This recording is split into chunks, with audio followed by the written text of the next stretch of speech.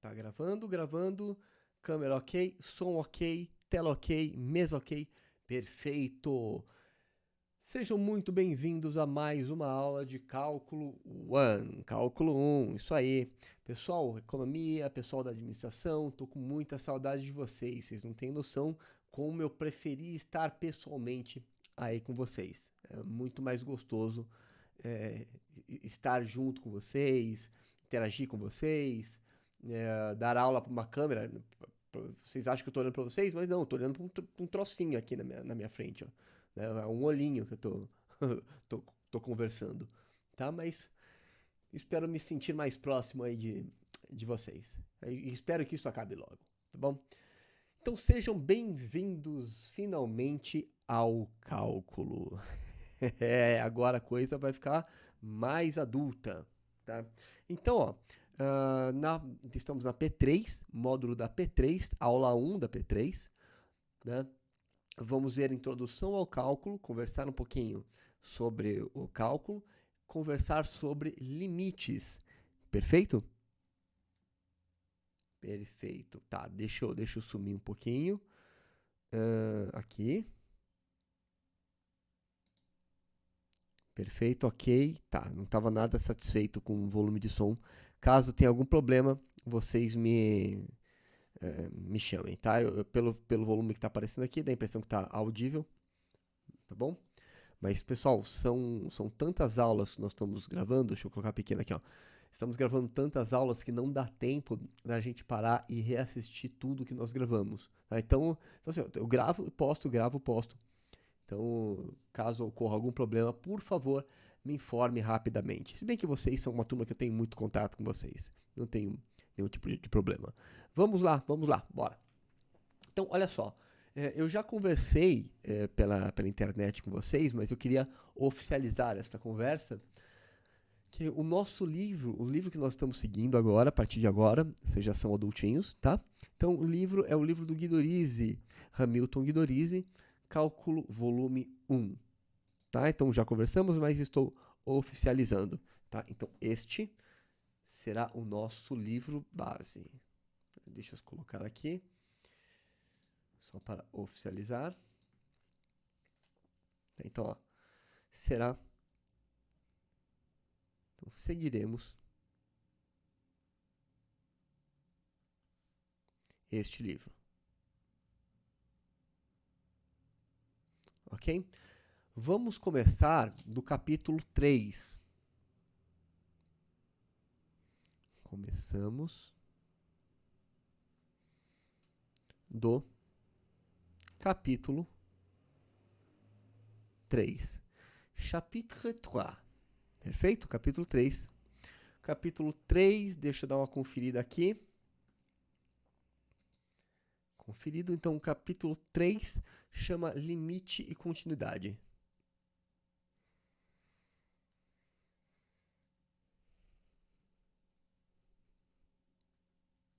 Tá? Então, estamos aqui, ó. Bem-vindos à vida adulta, meus queridos. Agora a coisa vai ficar divertidíssima. Tem um outro livro também, tá? Que seria a nossa referência secundária, que é o livro do James Stewart. Esse livro, ele é mundialmente famoso, tá? O Guidorizzi, ele é muito famoso no Brasil. Foi um professor aqui de São Paulo que escreveu o livro. E o James Stewart é um livro conhecido no mundo inteiro, tá? Mas por uma questão de tradição e de criação, eu vou seguir o livro do Hamilton Guidorizzi. Tá? Mas esse livro é muito bom também, tá? Chama James Stewart. Tá aqui, ó. James Stewart. Tá? James Stewart. Esse livro é traduzido do inglês. Essa capa que tá aqui é a capa que eu conheço, é a capa que eu fui criado com essa capa. Aí eu fui pesquisar uma imagem do Stuart para vocês, né, para pegar só para colocar referência, e eu encontrei essa capa aqui. Achei, sabe quando você bate o olho e acha super estranho? Falei, pô, que é isso? Um violino, né? Por essa eu não esperava. Tá? Mas essa daqui é a 8ª edição do Stuart. Essa daqui é a 5ª edição. tá? Então a edição mais nova aparentemente está com esta capa, tá bom? Então um violino aí para vocês, tá bom? Livro muito, muito bom, certo? Eu gostaria que vocês também olhassem para os exemplos do Stuart, tá? Os exemplos são muito ricos. Vou colocar assim, ó, rico em exemplos.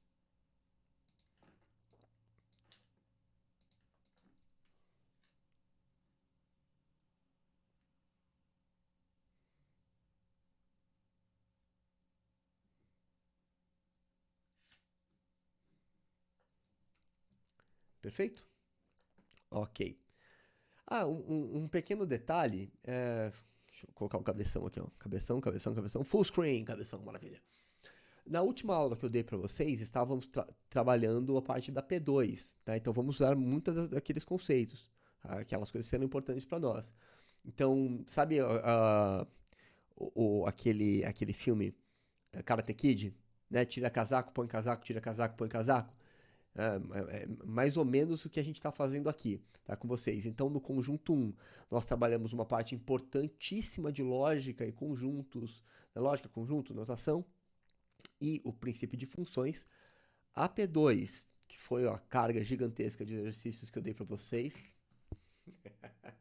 Vocês me amam, fala aí, vocês me amam. E se reclamar, tem mais. Brincadeira, pessoal. Mas infelizmente a gente tem que treinar pra caramba, tá? Então na P2 deu uma carga, vocês reclamaram de exercícios só sobre funções. Então isso vai ser muito importante pra gente. O amadurecimento que vocês tiveram ali vai ser muito útil pra nós. Perfeito? Já devo estar soltando a nota de vocês. Eu penalizei vocês com um monte de exercícios, agora quem tá sofrendo pra corrigir aqui sou eu também, tá? Então tô pagando o preço também. Tá bom? Vocês não estão pagando o preço sozinho, não. Tá certo? Importante, o que eu queria falar antes de dar essa extrema digressão. A última aula, eu dei a aula lá na ESEG. Fomos lá pro laboratório e tal, gravamos a aula, porque havia um pedido para que os professores fossem até lá, até a ESEG gravar. Eu fui um dos primeiros aí para gravar. Falei, vamos gravar, vamos gravar. Aí depois, na outra semana, já não era mais obrigatório. Então, aí eles pediram pra falar, não, fica em casa mesmo, acaba sendo melhor.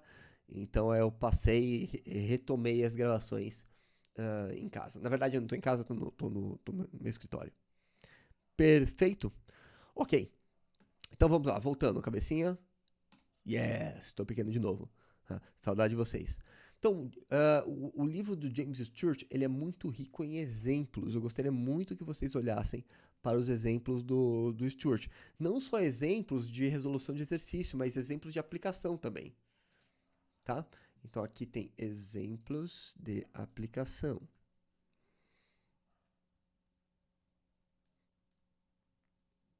Exemplos de, colocar assim, aplicações. É muito interessante, tá? Principalmente vocês, para a bagagem cultural de vocês, isso é fundamental. Perfeito? Para administradores, para economistas, saber para que essas coisas estão sendo usadas é fundamental. Vamos lá, vamos ao que interessa. Vai começar a diversão agora. Olha só, eu vou colocar uma brincadeira para vocês. Cabeção de novo. Cabeção. Vamos supor que eu tenho deixa eu propor o problema da seguinte maneira. Eu sou um corredor, tá? E a cada segundo, no meu primeiro passo, eu dou um passo de 1 metro e eu demoro 1 segundo para dar esse metro, para dar esse passo. Tá? Então eu vou colocar assim, ó, suponha.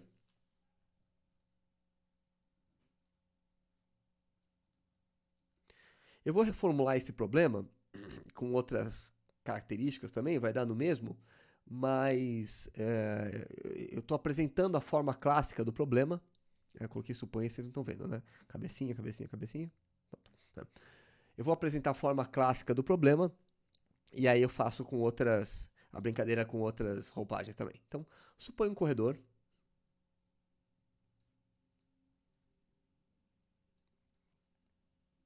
tá? Corredor maratonista, o cara tá correndo mesmo, tá bom?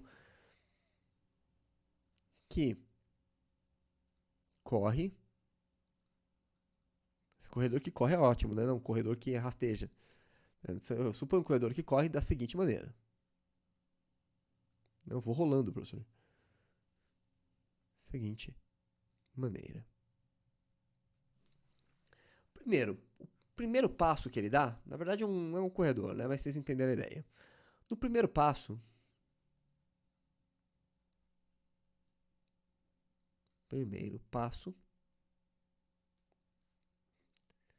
ele caminha, ele anda, né? Ele se desloca, anda 1 metro. E demora 1 segundo.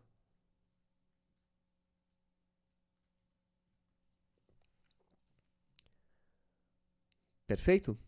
Tá. Vou colocar aqui. Eu dei um pause aqui para poder espirrar. Espero que vocês não tenham percebido. Tá? Então, ó, no primeiro passo ele anda 1 metro e demora 1 segundo. Na verdade, nem importa tanto quanto ele demora. Importa aqui para o nosso problema como ele caminha. Tá?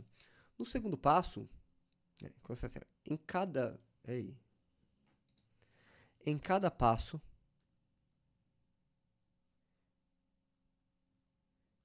passo, subsequente,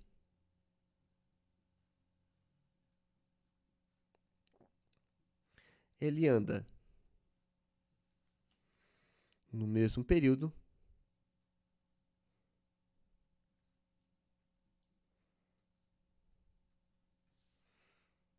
a metade do que andou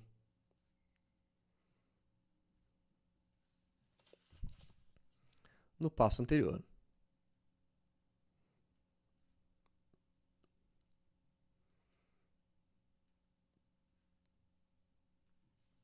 Tá? Então ele vai andar no mesmo período a metade do que ele andou no passo anterior. Ou seja, mais 1 segundo ele anda mais meio metro. Mais 1 segundo anda 0,25. E assim por diante. Tá? Então tá aqui o corredor.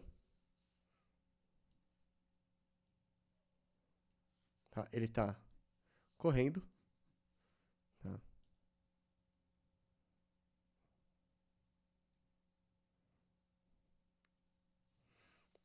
Sei lá quem corre assim, mas enfim. Tá? Ele está correndo entre aspas, né? Tá se deslocando. E primeiro passo, ele se desloca 1 metro. Aqui, ó, 1 metro.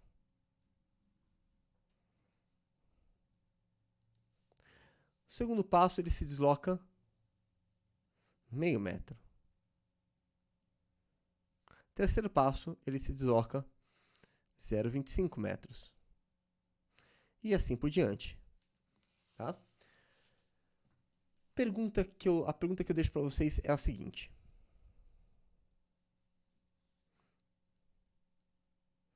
Em quanto tempo o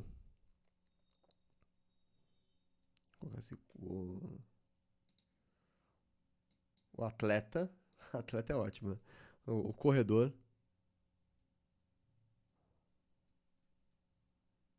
percorrerá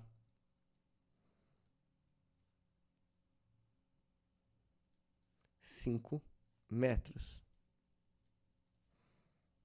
Tá? Em quanto tempo que ele vai... Em quanto tempo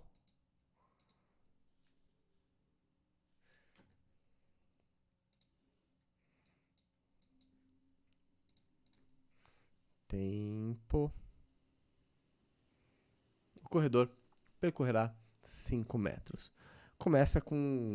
Vamos começar com esse problema. Eu vou deixar um outro problema para vocês. Vou tirar aqui, ó. Aqui. Olha só, outro problema. Suponha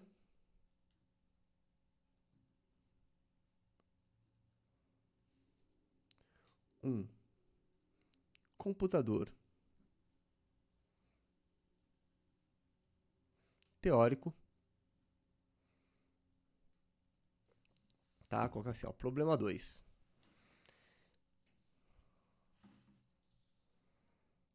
Aqui, tá. Suponha um computador teórico que aleatoriamente, não vou colocar aleatoriamente não, que ordenadamente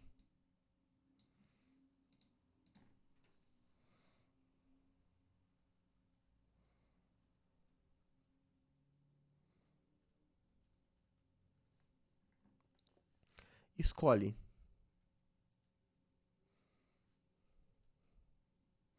uma senha e tenta acessar sua conta. Acessar sua conta com essa senha. Tá? Então o computador ele escolhe uma senha, testa. Deu errado, escolhe outra senha, testa. Tá? Então a parte do ordenadamente ele começa assim, testa a senha 1, 2, 3, 4, 5, 9, 0. Depois a senha A, B, C até o Z. Então do 1 até o 0 não foi, do A até o Z não foi. Agora vamos testar 1, 2, 3, 4 e assim por diante infinitamente. Tá? Pergunta: se o computador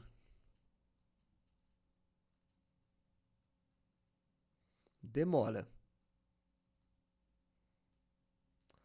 1 segundo, agora aqui o tempo vai fazer diferença. Na primeira tentativa,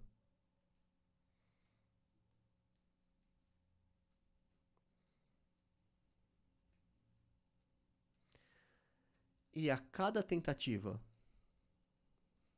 por isso eu disse um computador teórico, tá? E a cada tentativa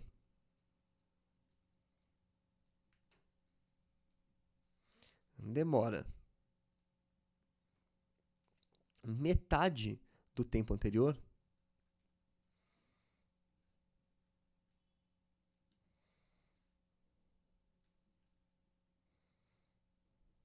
segue a pergunta: em quanto tempo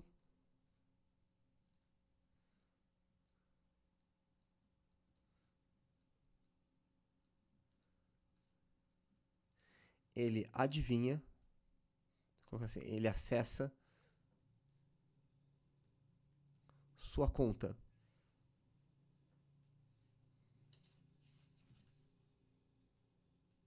Né? Ou seja, ele vai ficar adivinhando senhas, tá? E aí a pergunta é: em quanto tempo ele acessa a sua conta? Tá? Porque ele vai fazendo por adivinhações, tá? Ou seja, a mesma pergunta é em quanto tempo ele adivinha a sua conta, enfim, tá? Quanto tempo que ele vai... Pô, professor, mas depende. Depende do tamanho da minha conta, né? Do tamanho da minha senha. Se eu colocar a senha A, né? O primeiro número que ele testa, não sei se ele começa por A, por 1. Se a minha senha for de um dígito, coloco 1, pô, o primeiro em 1 segundo ele acessa a conta. Tá? Se a minha conta for 2, né? Ele vai testar 1, depois vai levar 1 segundo para testar 1, depois ele vai levar mais 0,5 segundos para testar o número 2. Você está entendendo? Então ele vai levar 1,5 segundo para acessar a conta, a senha 2. Então nesse caso, olha o que vai acontecer.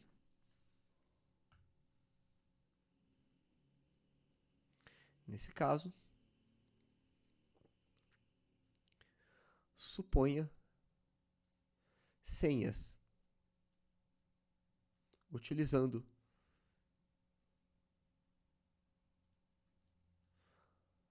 apenas os dígitos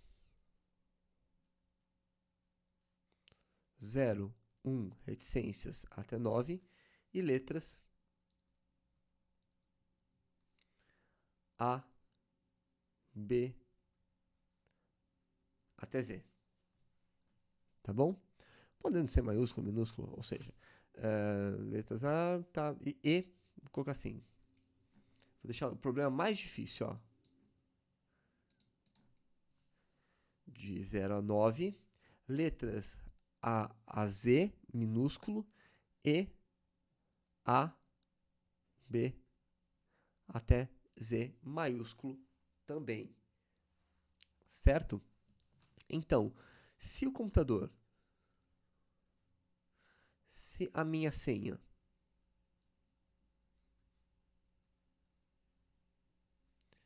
for apenas o número 3, e se o computador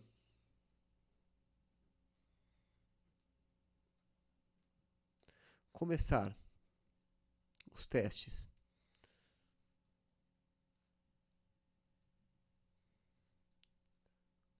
por números,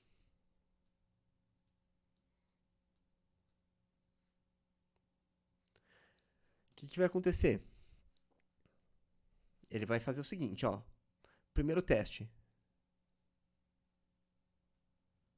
0. Deu errado. Segundo teste. 1. Deu errado. Terceiro teste. 2. Deu errado. Quarto teste. 3. Acertou. Perfeito? Ele vai começar a testar com 2 dígitos assim que ele esgotar o primeiro. Tá? Então, ele só vai começar a testar senhas de 2 dígitos depois que ele esgotar o primeiro. Quanto que ele vai demorar aqui? Ele demora 1 segundo, né? Então, 1 segundo, 0,5 segundos, 0,25 segundos, 0,125 segundos. Total, quanto que vai dar? Vai dar 1,875 segundos. Em 1 segundo e pouquinho, ele acertou a senha com o número 3. Puxa, mas a não ser que você esteja assistindo aquele filme do Deadpool, né? Você lembra do filme do Deadpool, que tem a mulher que o poder dela é ter sorte? E aí, na hora de destravar, eles colocam tipo uma gargantilha para evitar o poder dos mutantes lá. E o poder dela é ter sorte. Então, vou testar a senha 7. E digita 7 e aí, putz, como assim? Senha de um número. Quem é que usa a senha de um número, né? A não ser que você esteja nesse planeta, né, nesse universo fictício, ninguém usa a senha de um número. Tá? Então, quantos dígitos tem a tua senha? 8 dígitos? Puxa, é muita coisa para você testar, né? Você tem que testar de 0 a 9, depois A até Z, depois A maiúsculo até Z maiúsculo, depois com 2 dígitos, faz todos esses testes, depois com 3 dígitos, depois com 4 dígitos. Leva um montão de tempo. Esse método de quebrar senhas assim é conhecido como brute force, né? Ou seja, método da força bruta. Você por exemplo, existem programas que você faz em Kali, né, uma distribuição de Linux, tem um programa que eu acho que chama Hydra, uma coisa assim.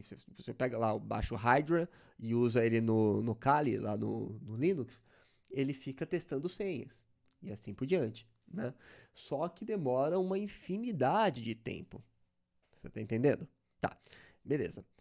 Isso na vida real. Agora, vamos usar esse computador teórico. Vocês entenderam como que ele funciona? Né? Faz as contas aí. Dá um pause no vídeo e faz as contas. Tá?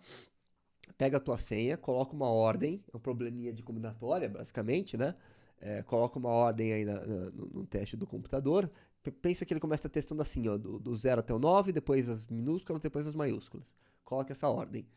Pensa na senha que você tem, tá? Usando esses dígitos, e tenta verificar quanto tempo esse computador teórico que eu acabei de criar aqui, se der certo, vão patentear, hein? Vão ficar rico, tá? Pensa quanto tempo que ele vai levar para descobrir a sua senha. Pensa nisso. Bom, ficou com problema na cabeça? Maravilha. Vamos ao que interessa. Pô, professor, você tinha falado que o que interessa é um tempinho atrás, né? Acontece que isso interessa muito. Só que eu preciso, para atacar esse tipo de problema, eu preciso de um respaldo teórico bacana. Vamos lá. Quando estávamos falando sobre funções, eu disse para vocês que algumas das funções que eu apresentei na aula de funções eram as funções mais importantes do cálculo. Quais eram? Essas aqui, ó. Então, funções.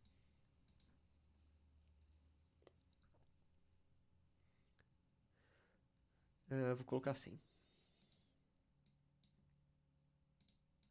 Funções importantes tem um monte, né? Considere a seguinte função.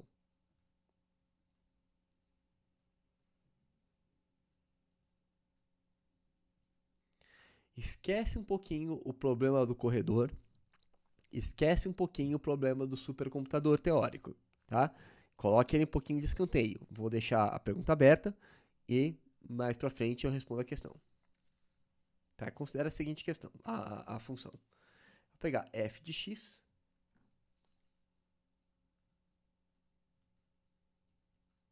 igual a 1 sobre x.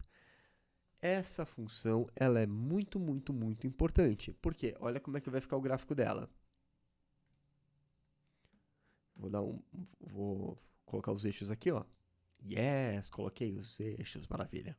Tá? Então, aqui, ó, eixo x, abscissa,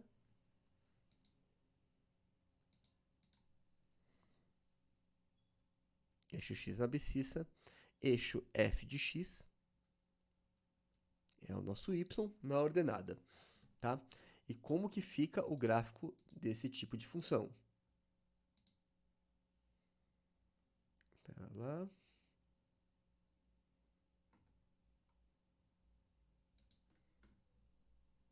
Eu perdi a coisa aqui. Voltamos? Voltamos. Tá.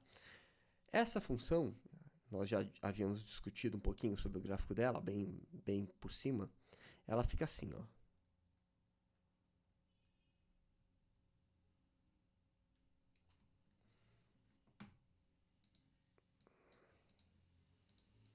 Vou fazer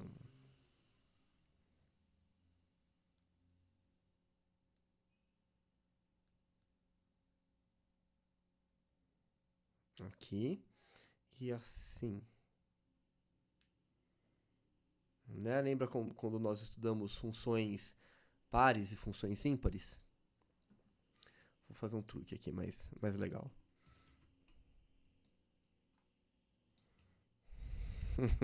O cara, muito esperto, hein? Fala se esse professor não é esperto. Ficou bem melhor assim. Beleza. Tá? Esse é o gráfico dessa função. Perfeito? O que ela tem de especial? O comportamento dela ao redor do zero e o comportamento dela para o infinito. Então, agora, pessoal, para o estudo do cálculo, nós temos que nos habituar a pensar em coisas infinitamente grandes e infinitamente pequenas. Deixa aqui. Tá?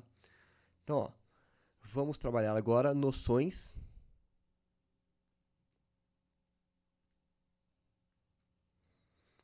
do comportamento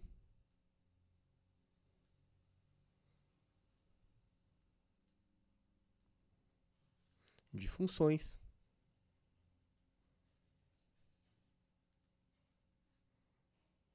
no infinito. Ou seja, nós precisamos começar a estudar grandezas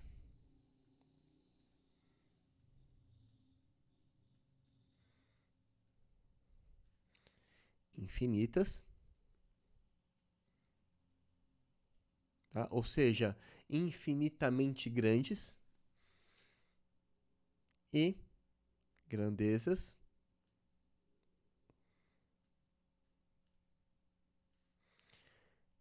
infinitamente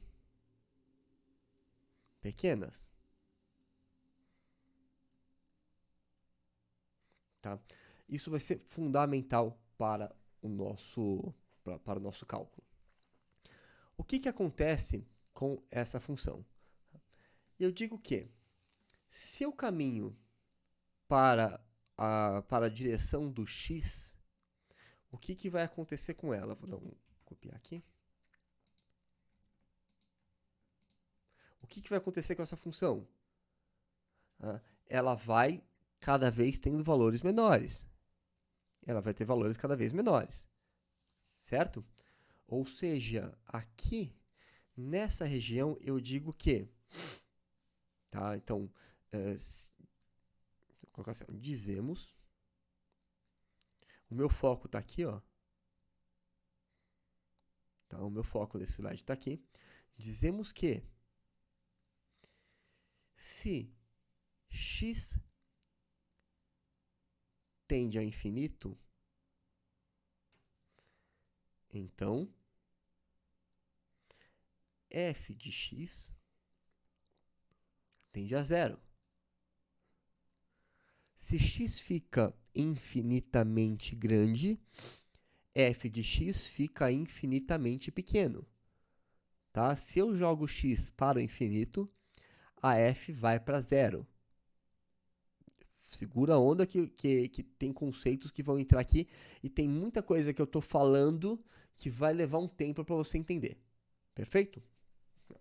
Uma tradução disso é dizer que, ou seja, limite da f de x com x indo para infinito dá zero. O limite é um comportamento da função. Tá? Não existem só limites no infinito. Nós vamos ver limites em pontos mesmo. Mas só estou dando uma introdução ao cálculo para vocês. Na verdade, é um momento muito emocionante da sua vida. Você está aprendendo o limite agora. Maravilha. Tá? E eu estou sendo responsável por isso. Me sinto muito honrado. Bom, me sinto muito honrado de levar adiante para vocês, trazer na mão de vocês, o conceito trazido pelo Isaac Newton, pelo Leibniz, pelo Arquimedes. Tá bom? Então, tem muita coisa por trás do que eu estou falando. Tá? Então, ó, quando o x vai para infinito, f de x vai para zero. Perfeito? Captaram a ideia? Perfeito. Agora, olha só. Então tá aqui, ó. Agora, o que eu vou fazer? Deixa eu apagar aqui que não me interessa. Vamos pensar para o outro lado, ó. O que acontece para esse lado? Para cá. Como é que vocês escreveriam isso? Tá? Neste caso, se o x caminha para o menos infinito, a função ela vai ficando pequena, pequena, pequena, pequena, ela vai tender a zero. Então,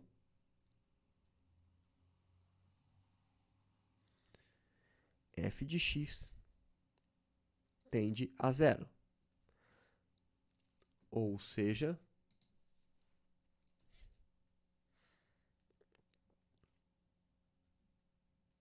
limite da f de x quando x vai para zero, ou para menos infinito, minus infinity, ó, menos infinito, esse limite também dá zero. Perfeito? Ok? Acompanharam aqui? Certo. Maravilha. Agora vem um problema muito bacana. E se o x for para zero?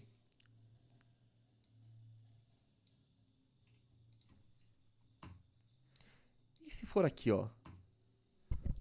Opa, bati aqui. Importantíssimo. Como estudar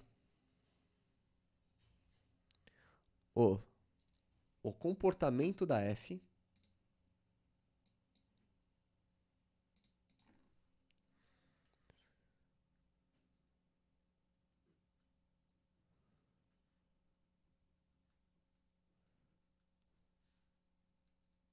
de f de x ao redor de zero.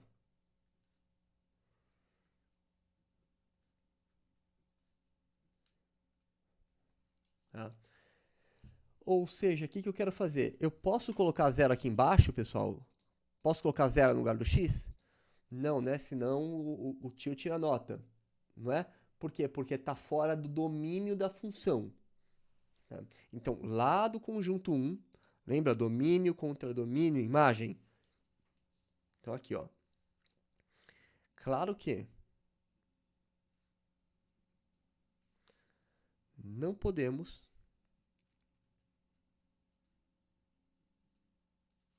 calcular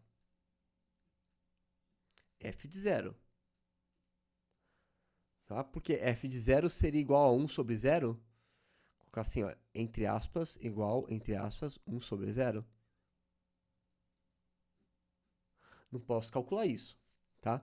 Então, eu digo que zero não pertence ao domínio da f. Maravilha? Até aqui, conjunto 1.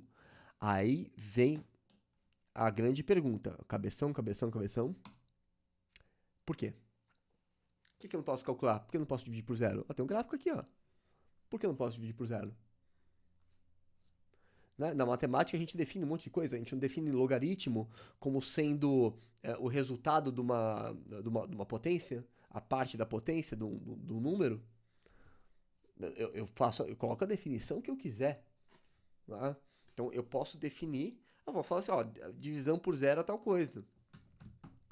E sigo com essa definição. A grande pergunta é, por quê? Por que eu não posso dividir por zero, meu querido? Olha só. Voltando, cabecinha. Tá? Vem uma pessoa aqui pra mim e fala assim, pô, Badi, acompanhe o raciocínio. Acompanhe o meu raciocínio. Uma pessoa diz o seguinte.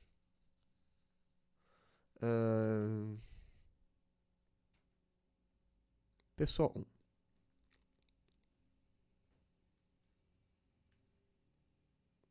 Ela fala assim, ó. Poxa, podemos dizer que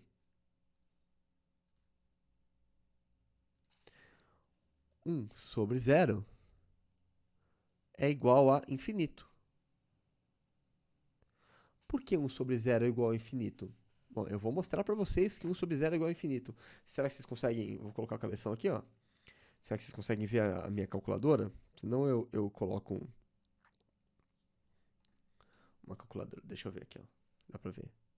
Ah, maravilha, dá pra ver. Olha só. Então, o que eu vou fazer? Tá? Eu vou cada vez dividir por números maiores, por números menores, tá? Divide, ó, 1 dividido por 1, 1 dividido por 1, igual, ó, vou me humilhar, apertar igual, deu 1, óbvio que dá 1, tá? Então, ó, 1 dividido por 1, tá aqui. Se eu coloco 1, ela vai para 1. O resultado aqui é 1. Se eu coloco 0,5, meio, tá? O que vai acontecer? Cabeção, cabeção, cabeção. Aqui, ó. Vou colocar 1 dividido por 0,5. Coloquei o 0,5, vou apertar igual. Ó, deu 2, ficou maior. Tá? 1 dividido por 0,5 dá 2. Então aqui, ó, no 0,5, cabecinha, pequena de novo. Tá? No 0,5 ela bate em 2. E se eu colocar um número bem pequeno? Agora a cabeção vai ser legal, ó. 1 1 dividido por, vou colocar um número bem pequeno, 0,0005. O que vai acontecer? Se eu coloco um número dividido por se eu divido 1 por um número bem pequeno, o resultado dá muito grande. Tá certo? Então, aí a pessoa fala, tá. Então a gente define 1 sobre 0 como infinito. Por quê? Conforme eu vou me aproximando do zero, o que acontece? A função vai se aproximando para o infinito. Poxa, faz muito sentido. 1 sobre 0 é infinito. Show de bola. Mentiram para você a vida inteira. Dá para dividir por 0 sim. Pois é, calma lá. Mas aí chega a segunda pessoa. A pessoa 2.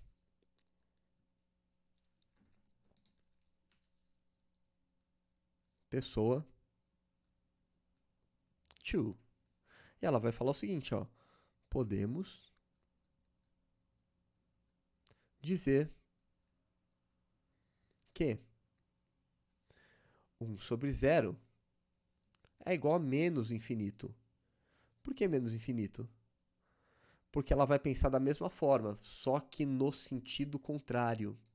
Olha só, eu estou me aproximando do zero por uma outra direção. Se eu colocar menos 1 aqui, o que vai acontecer? Vai bater em menos 1. Tá? Se eu colocar menos meio, vai ser o mesmo resultado daqui, só que negativo. Vai dar 2. Se eu colocar um número muito pequenininho, vai dar um número muito negativo, e assim por diante. Então, eu estou me aproximando do zero por esse caminho. Se eu me aproximar do zero por esse caminho, ele vai para menos infinito. Se eu me aproximar do zero pelo outro caminho, pela direita, ele vai para mais infinito. Tá? Então, eu vou colocar assim, ó, pessoa 2 de vermelho.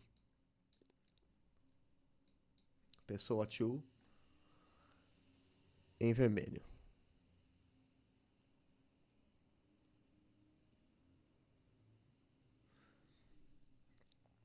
Perfeito? E aí, quem está certo? Puxa, no primeiro momento parecia muito legal esse argumento aqui, ó. Define 1 sobre 0 como infinito, pô. Cada vez que você divide por um número pequeno, ele fica grande. Pois é, mas eu posso dividir por um número pequeno pela esquerda também. Né? Dividir por... sim, dividir por números pequenos, só que pela esquerda. Tá? Quanto mais eu vou me aproximando do zero pela direita, ele vai para infinito. Quanto mais eu vou me aproximando do zero pela esquerda, ele vai para menos infinito. Puxa, então, ó, essas duas definições usam argumentos parecidos, mas não se chega a um consenso. Tá? Então é por isso que nós não conseguimos dividir por zero. Não é que te enganaram a vida inteira, realmente tem um motivo. Esse é o motivo pelo qual não se define divisão por zero. Tá? Pô, podia colocar mais infinito, menos infinito. Não dá. Pelo mesmo argumento, você chega em mais infinito. Por um argumento muito parecido, só que mudando a direção, você chega em menos infinito. Pô, decida-se, é mais infinito ou é menos infinito? Então você não pode dividir por zero. Não há como fazer essa divisão. Maravilha? Yes! Estão acompanhando? Show de bola. Tá? Então, por este motivo, tá? Vou colocar assim, ó, argumentos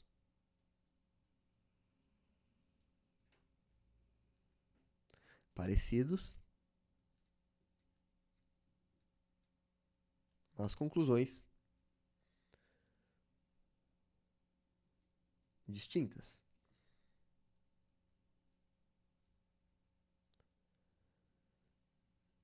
Tá? Então, por isso, não se divide por zero.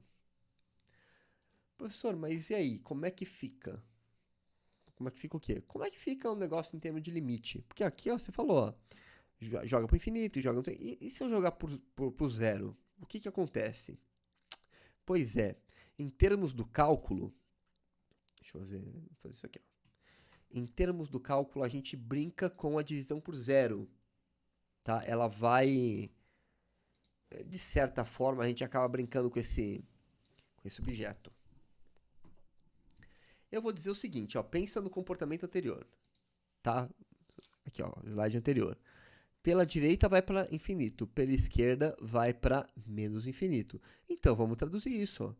Nessa função, tá? Comportamento ao redor do zero,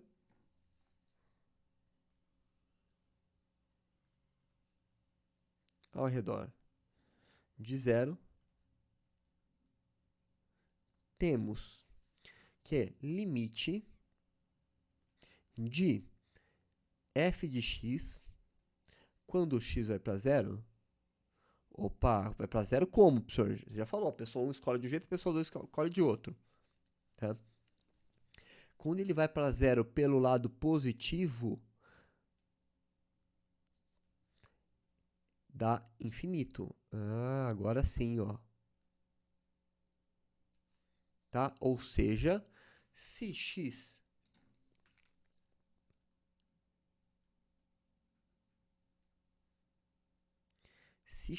vai para zero pelo lado direito, tá? E esse maisinho vai ser o nosso símbolo universal de caminhar para o ponto pelo lado direito, tá? O mais é pelo lado direito, o menos é pelo lado esquerdo, tá bom? Então, f de x vai para infinito. Perfeito? Agora, se eu estou calculando o limite da f de x com x indo pelo zero para o zero pela esquerda, isso será menos infinito. O comportamento dessa função será menos infinito. Ou seja, é a mesma coisa que dizer... Meu cabeção está trabalhando? Não. Ou seja, se x vai para zero pela esquerda,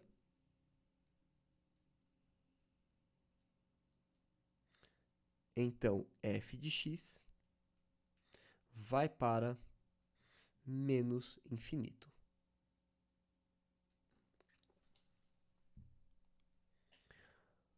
Perfeito? Tá, estão acompanhando o que é limite? Limite, então, é um comportamento da função.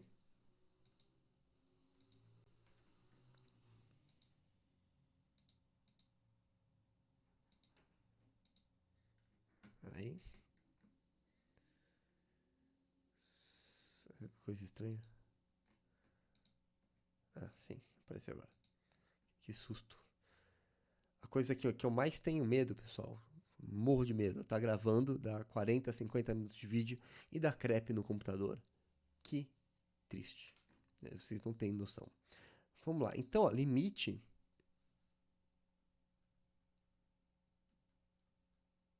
limites são tendências de comportamento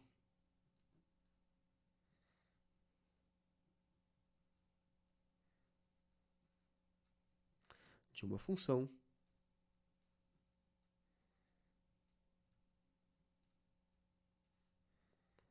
ao redor de um ponto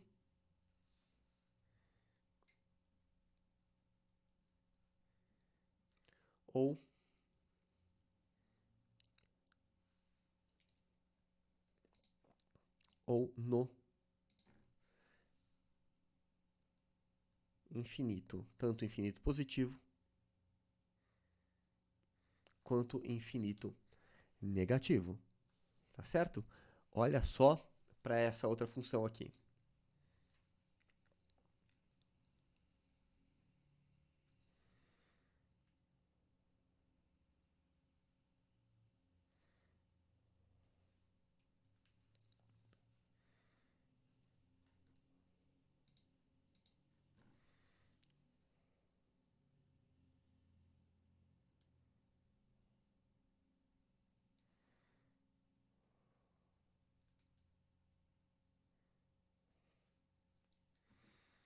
Seria assim, ó.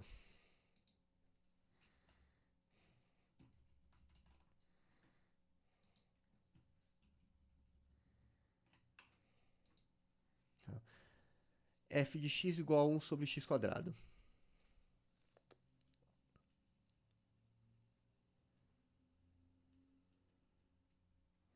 Igual a 1 sobre x ao quadrado. Vamos calcular os limites no zero, tanto pela direita quanto pela esquerda. E vamos calcular também os limites que a gente chama de limites laterais.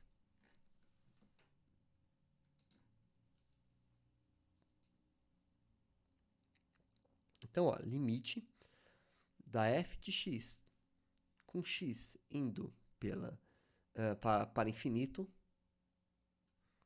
igual a... Vem cá, acompanha com o mouse, ó. Se o x vai para o infinito, a imagem está descendo, está indo para zero. Tá? Se x vai para menos infinito, você está dividindo cada vez por um número menor, negativo, só que aqui você tem um quadrado. Tá? Então, na verdade, no final das contas, você está dividindo sempre por número positivo, independente do sinal do x. Está indo para zero também. Limite da f de x, quando x vai para menos infinito, dá zero também. E o limite ao redor do zero? Limite da f de x, quando x vai para zero pela direita, ó, pega um ponto qualquer, caminha para o zero, caminha em direção ao zero pela direita. Ó.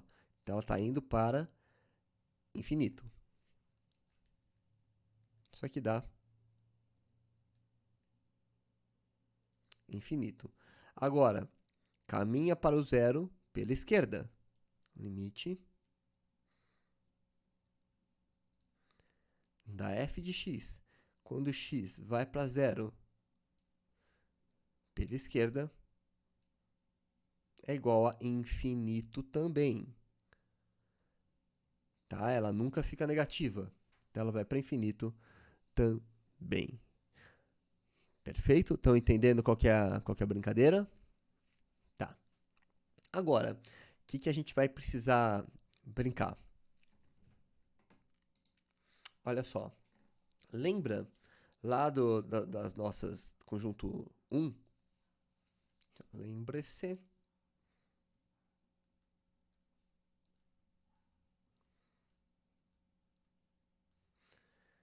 Das seguintes transformações.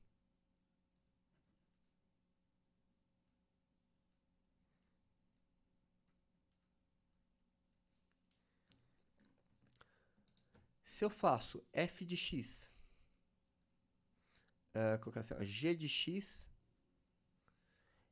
é igual a f de x mais k. Se eu somo fora, eu tenho uma translação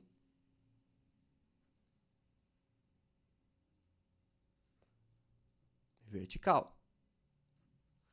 Se eu somo dentro,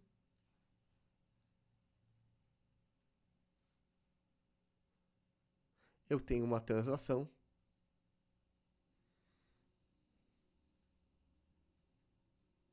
horizontal.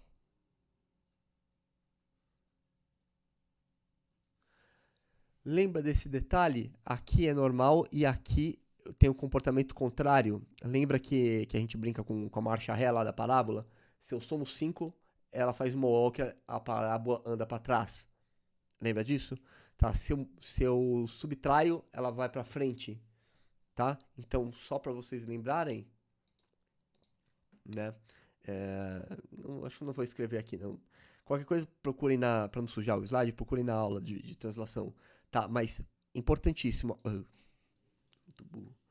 Aqui faz o contrário, tá? Isso que eu preciso que vocês lembrem. Se somar, ela vai para trás. Se subtrair, ela anda para frente. Perfeito? E aqui é normal. Somou vai para cima, subtraiu vai para baixo. Perfeito? Tá. Baseado nisso,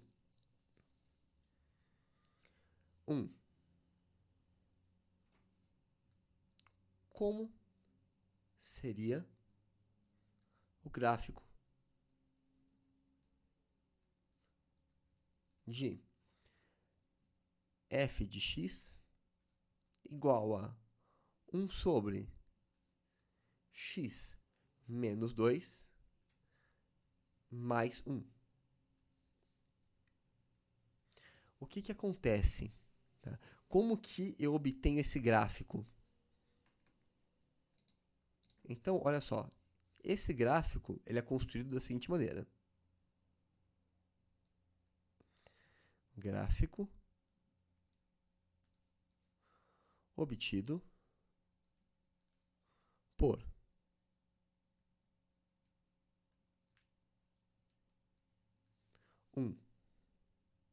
primeiro, uma translação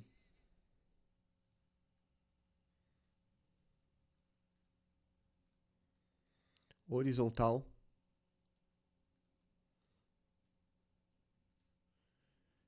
de g de x igual a 1 sobre x. 1 sobre x a gente já conhece, ó, é isso aqui, ó. É aquele que a gente acabou de estudar. Tá? O que a gente fez? No lugar de x, olha para cá. No lugar de x tem x menos 2. Então, esse menos 2 faz o quê? Ela anda para frente 2 unidades. Ou seja, se eu faço... vou chamar aqui, ó. h de x é igual a g de x menos 2. O que eu fiz? Eu fiz o gráfico da g andar 2 para frente. Então, nesse momento, ela está aqui, ó. Tá? O centro do gráfico estaria aqui, esse centro vai andar 2 para frente. Então, vai ficar assim, ó. Tá o 2 aqui. Tá?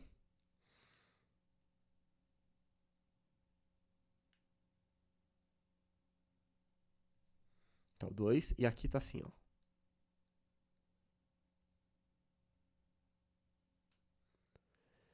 Tá? Isso é o quê? É 1 sobre x menos 2. Tá, já cheguei no 1 sobre x menos 2. E agora como é que eu chego no 1 sobre x menos 2 mais 1? Ué, pega esse gráfico e sobe 1. Tá? Então, 2. Translação.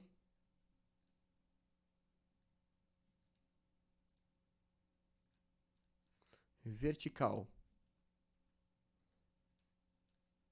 de h de x em uma unidade. Ou seja, pega esse gráfico e sobe com ele. Vou dizer aqui, ó. Ou seja, qual que é o resultado final? O resultado é isso.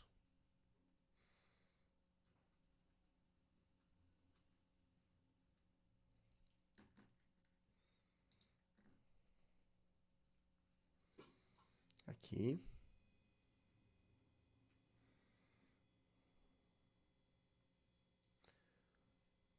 Sobe 1. Tá pontilhado nessa linha. Nessa linha aqui. Ele vai estar assim.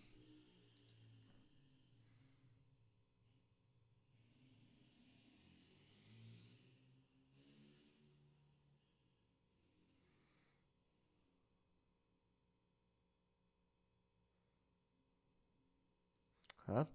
Sendo que aqui, essa altura é 1. Da onde vem esse 1? Daqui, ó. Vou manter em verde, ó. Uma unidade aqui. Tá certo? E aqui vai ser o 2.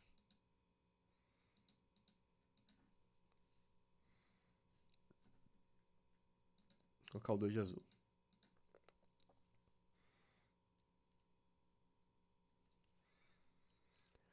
Tá? Ou seja, agora eu posso te fazer a seguinte pergunta. Como é que são os limites para o infinito, para o menos infinito e ao redor do 2 para essa função? Então, vou pegar aqui, ó, vou pegar esta função. Então, segunda pergunta. Agora que a gente já tem o gráfico dela, como é que seria o comportamento do limite? Vou pegar o gráfico aqui.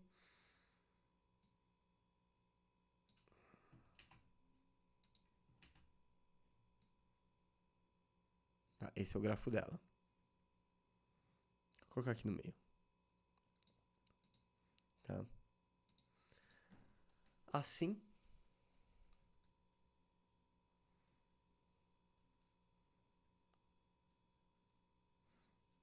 Temos. Primeiro, ó. Então, em verdinho os limites. Deixa eu ver. Vou fazer em azul mesmo. Então, aqui. Se eu jogo ela para mais infinito, tá aqui o x, tá aqui o y, né, o f de x. Tá? Se ela vai para mais infinito, o que acontece com a imagem? Ela vai descendo, descendo, descendo, ela vai estagnar no 1. Então, limite da f de x, com x indo para infinito, dá 1. E se ela for para menos infinito, ela vai para 1 também, só que por baixo. Limite da f de x, quando x vai para menos infinito, é igual a 1 também. Limite, agora ao redor do 2. Limite da f de x, quando x vai para 2 pela direita, dá, ó, eu estou caminhando para o 2, só que pela direita, ó, ele explode para infinito.